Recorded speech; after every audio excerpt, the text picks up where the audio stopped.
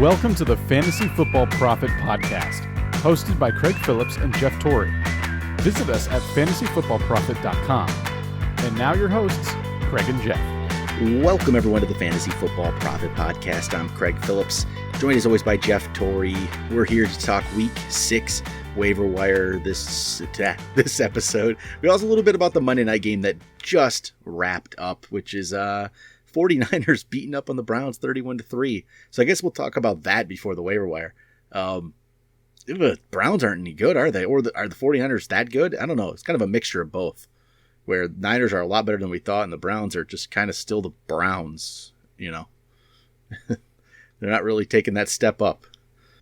Yeah, I tell you the truth, I can't tell what it is either. I mean, for me, it all comes down to Baker Mayfield.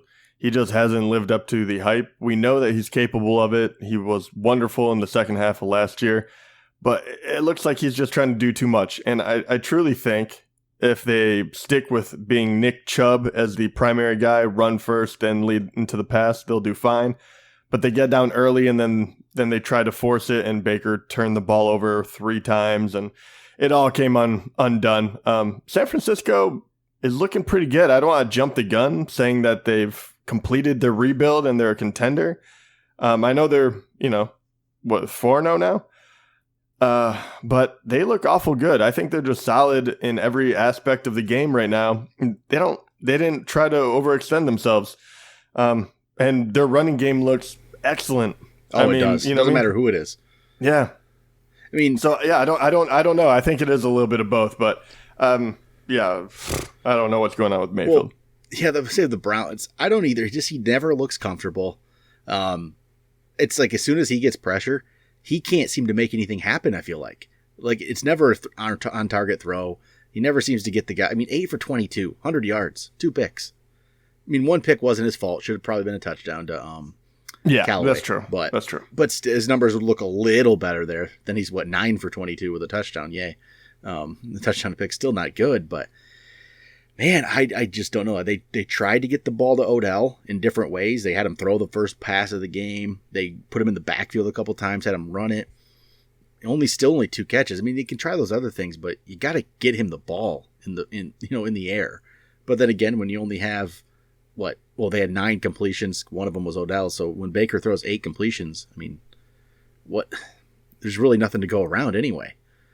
And I guess the only bright spot is still, even in a bad game, Nick Chubb looked good and he got himself 99 total yards. Yeah, he's been impressive. There's no doubt about it. And you would hope that they would want to get him more, but like I said, they got down early. Still had 16 carries even after that. So, yeah, he didn't disappoint. I still very much am a big fan of Nick Chubb. What are you feeling about everyone else, though? Because, I don't know if Mayfield will ever get on track this year to be like a comfortable starter, week in, week out for fantasy. But Beckham, I feel like you still have to start him, obviously. He'll probably be up and down, but what do you see for him in the future? It reminds me of Mike Evans, and of course I have to own both of these guys. It's just they're going to have big weeks, but they're going to have a lot of this because they both have inconsistent quarterbacks, and it's you have to play them, but it's not going to, I don't know. It's going to be up, and I'm looking at Cleveland's schedule coming up. So they get to play Seattle next week. That's not going to be pretty. Then they have the bye. Then they play at New England. It's just not going to be good for a couple weeks. Even then at Denver, the way Denver played the other day, they finally got their win. They looked a lot better against the Chargers. Then they played Buffalo. That's not easy. And they play a lot of good defenses. I mean, honestly, obviously you're not going to take a crappy offer for him. No. But he's still a giant name. I mean, people still love him. There's no doubt that you can find a trade partner if you look for him. Are you actually thinking about it, or are you just staying pat because of his huge ceiling? I think I'd probably try to trade him if you can get something good. The problem is I don't have a lot of guys that I feel like you get for him right now that I'd want. At least not in the wide receivers. So if you need the receiver, there's a lot of up and down guys at receiver anyway. There's not a lot of sure things every single week that's just putting up huge numbers. When you got DeAndre Hopkins isn't doing it every week. Julio's not doing it every week. No one really is at wide receiver, at least. If you get a really good top end running back, or top 10 running back, I'd probably do it. I mean, I'd trade him straight up for Aaron Jones right now. That's for sure.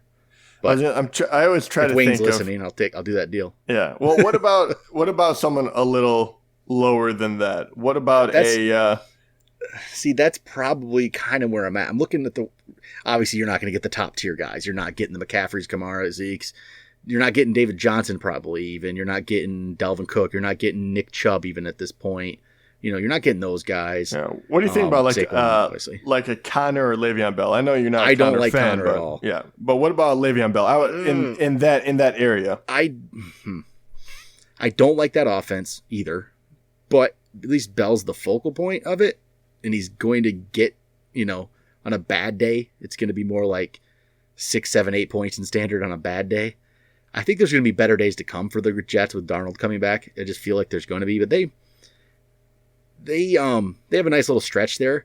The Jets do weeks 9, 10, 11, even 12, 13, 14. They go. So next coming up, they got Dallas, New England, Jacksonville. That could be a little rougher. But then they go Miami, Giants, Redskins, Raiders, Bengals, Dolphins. That's a nice stretch. So I'd take Bell. Yeah. What about, as the very intentional segue, what about Matt Breida? No, but I wouldn't do that just because, honestly, I think Tevin Coleman looked better. I mean, both of them looked phenomenal. And Breida, that guy's fast, and he gets that 83-yarder. After that, he only had 10 carries for about 31 yards after that. But Coleman, 16 for 97, and he looked good. He really did. He looked better than I remember him looking with Atlanta.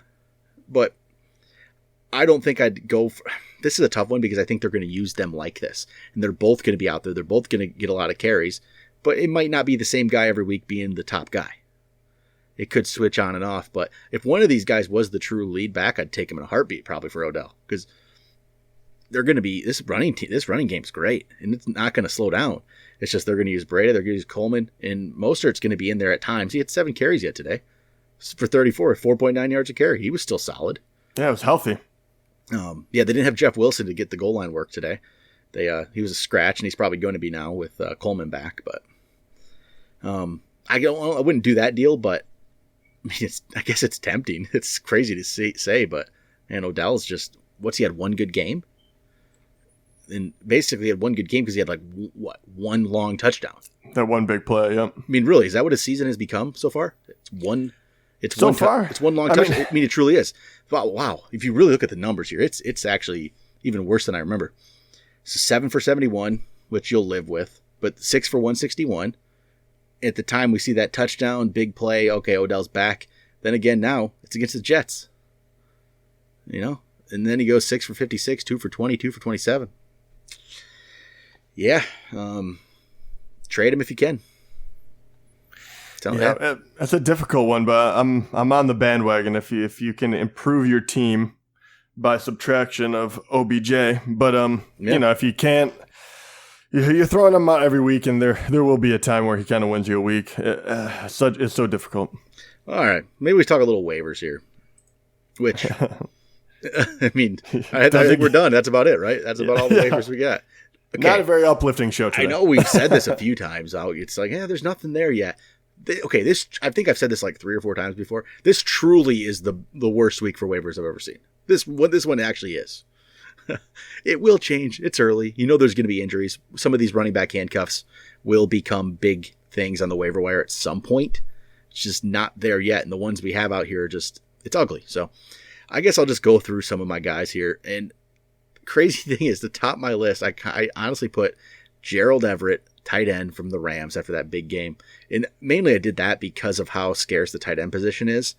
And if that is it might not be a thing, but if you need a tight end, I think you go take that shot right now and you get him and you hope that it's for real. Because even the week before wasn't great, but he was 5 for 44 and a touchdown. And then 7 for 136. I think you go get Gerald Everett if you need a tight end because it's still a good offense. And he maybe will be involved, maybe not. I can't say for sure, but it's worth a shot. I don't know. It's ugly though.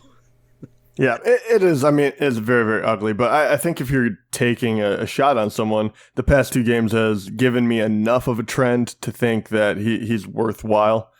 He's getting a lot of targets. So will that continue? Who knows? It's a tight end, though. It's kind of a crapshoot no matter what. But I know that there's another, if we're staying on the tight end bandwagon, there's one more that we can talk about, which I'm actually very interested in when Darnold comes back, and that is your boy Chris Herndon. And Chris Herndon, he's interesting because we saw some flashes from him last year that looks like he could be a player. And this all coincides with hopefully Darnold coming back. The offense maybe will get a little better. And then, like I said earlier, the Jets schedule in like weeks 9 through 14 is great. So this could be somebody who's playing really well down the stretch for you.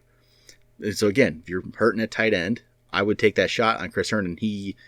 I believe he will. I mean, he's eligible to come back this week, so he should be.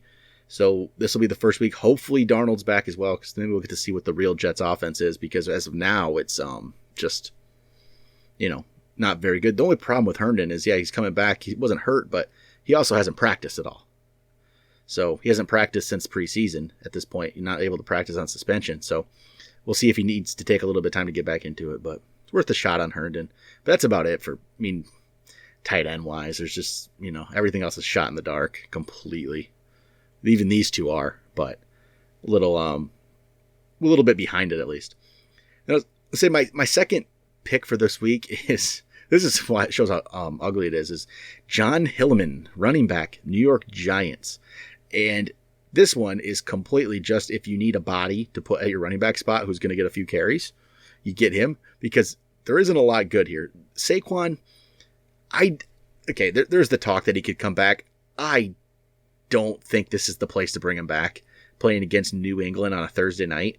I think you'd much rather bring him back against Arizona in week 7. That seems like the more likely thing. But, it's Saquon. If he wants to play, he's ready. He probably will. And then Wayne Gallman had the concussion. It's hard to come back on a short week to play on Thursday. So Hillman might get the work. Problem is, it is against New England. Man, that's the rough spot. Yeah. It's New England. What do you? It's completely. You literally, I think you put it perfectly when you're like, if you just need a warm body, right? Because that's all he is. I don't even know what I would expect out of the guy. If he got me 2 points, I'd be like, good. Yeah, no, he hasn't. He was 10 for 33 in week 4 and 9 for 20 in week 5. He isn't really any good. He's just a guy who's going to get a few carries, most likely. Unless it's going to be, and who knows, it could end up being Elijah Penny, who's the other guy there, who's typically kind of a fullback type, but if they need somebody to get some carries, maybe he's going to do it. It's ugly. It's an ugly week. Okay, we'll move on from that. I'll talk about quarterback. Gardner Minshew I put on here because he's been legitimately good for fantasy. He keeps putting up good numbers. If it always feels like it's going to stop, though. But it hasn't yet. So what has he done here these last few weeks? 25.2 this past week, 20.7 the week before, 22 the week before, 18.1 the week before, and 21.6 the opening game. He's consistently good, between 18 and 25 every week. Yeah, he has. He's been excellent. He's right now at, I don't know if this is taking into account being at the end of the week or not, but he 15th, the 15th quarterback. He's kind of in that hunt. And honestly, he's found a best friend in DJ Chark, who's starting to kind of come out as as a breakout candidate for a wide receiver. D.D. Westbrook actually showed a little bit of life. And Fournette is actually, he's looking kind of spry as well. So I like where the Jacksonville offense is going, surprisingly. And Minshew is a big part of that. So I actually like it. I've doubted him kind of every step of the way, if I'm being completely honest. You just always expect at some point to hit that buzzsaw. But he's found a way to make every week worthwhile, and that's more than I can say for a lot of other quarterbacks. So at this point, I'm very okay with using him as a flyer, as a bye week fill in, or even if your quarterback is suffering at the moment. In the New Orleans matchup this week isn't probably the greatest, but they're good. It's not somebody you're just going to automatically sit, but if you need a quarterback, Minshew's worth a play. Very true. And New Orleans is tough. They are, but at the same time, he he's played against decent defenses already, and usually he'll get you at least 20 points. So, I mean, he played at Houston, at Denver, and at Carolina already, and not to mention Tennessee at home. All of those can be relatively good defenses at times. So if he can succeed against those, I don't see why he couldn't do it against New Orleans, even if they are slightly better. Then I'll say one more quarterback here. I'm going to put Jimmy Garoppolo here. He had a solid game. He doesn't have to do much when they run the ball like that, but he still had a solid game, 2 touchdowns, 18.9 points.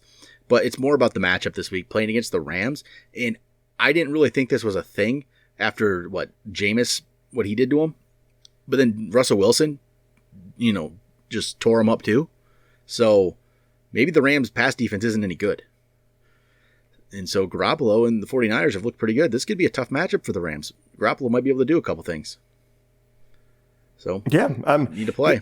Yeah, I was gonna say he's a safe one. If you're not willing to go with a Minshew, I think Garoppolo will get in there and he'll get you a decent amount of points. I just don't think he has that ceiling some of these other guys do because of all the other reasons we talked about.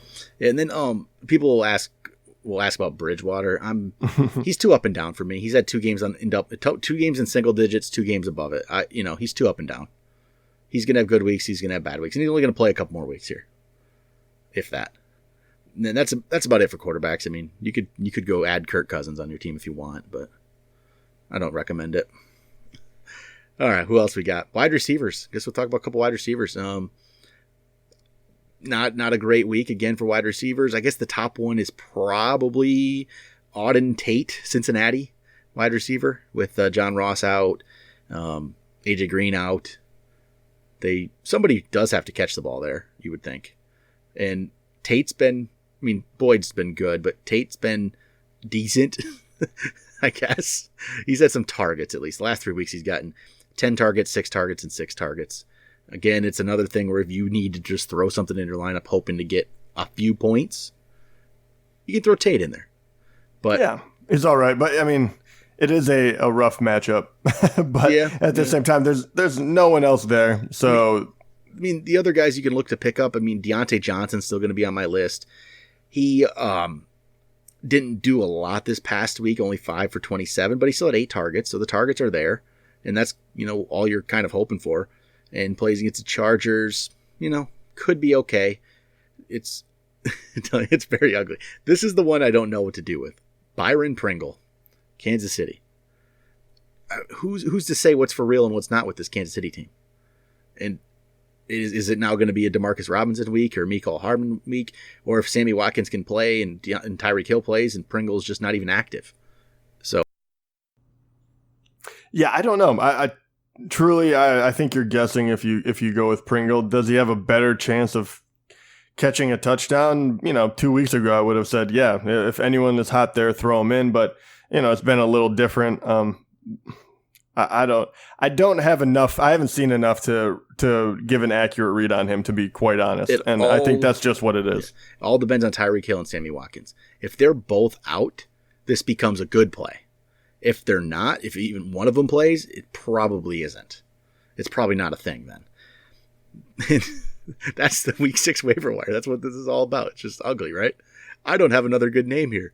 Preston Williams, Miami, maybe. Well, and if you're doing that, yeah, him and Devontae Parker, strangely enough, they're going against a good matchup. They're coming off of a bye, so obviously they'll be healthy, you would think. Maybe they get their stuff together. Once again, I think you're guessing. At which one should I play? I think that one's a little more of a Hail Mary, but they haven't been awful. Tell you the truth, I don't think that they're in line for a big game, but, Devontae Parker, that week 2 against New England, he has zeros across the board. I can't remember if he was hurt or what, to be honest. But yeah, so 7.5, 0, 5.6, and 13. Obviously, he was fine, and it was kind of the same thing with Preston Williams, where he hovers around anywhere from 6 to 8 points per game.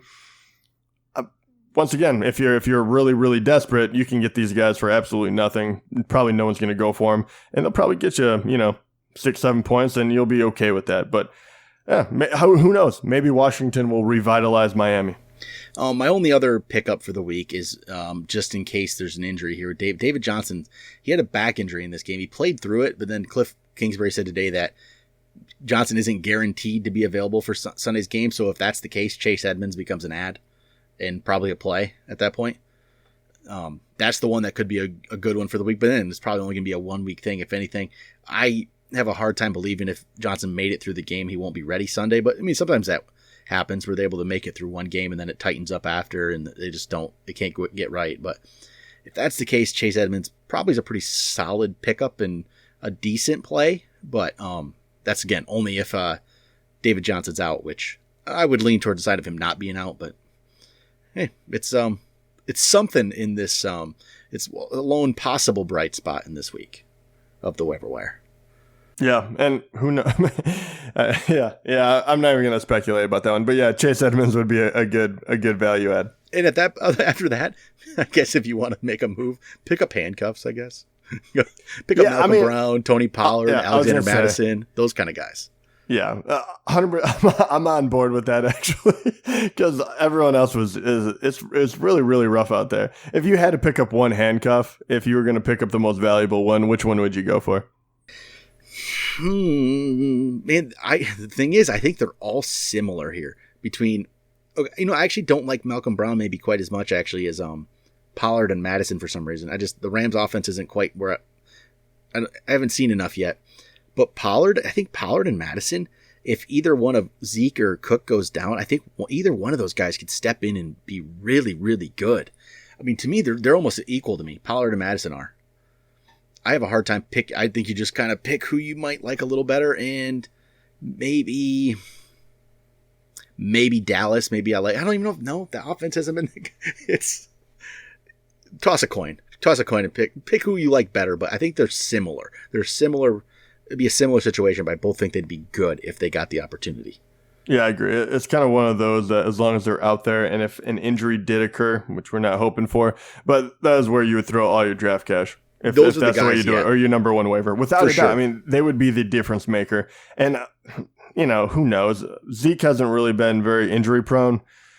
Cook has. So I'd probably lean Madison. But, once again, that's just the lottery ticket kind of thing. We're hoping that Cook and Zeke stay healthy, obviously. But, you got to play these these plays if you want to stay in it. Yeah, at some point there will be somebody like that becomes the top waiver wire ad, right? I guess even the other one under 40% would be Jalen Samuels. I think if he actually got all the work in Pittsburgh, he'd be decent. He'd be pretty decent. Not as good as those other guys though. Yeah, so. No. But all right, I think that's it for week 6 waiver wire. We did as much as we could with it. It'll get better, maybe. We said that before, and it didn't, obviously, this week. So it might get better, maybe not. There'll be some pickup at some point, but that'll be it for today. We'll be back tomorrow. If you guys want to get some, some start-sit questions, player versus player, already, send them over to us. You can email us, fantasyfootballprofit@gmail.com. Go on Instagram at fantasyfootballprofit. Send us a message, and just say who you want us to say who we want to start between a couple guys. That's how we're going to start our rankings on tomorrow night's show. Talk to you guys then.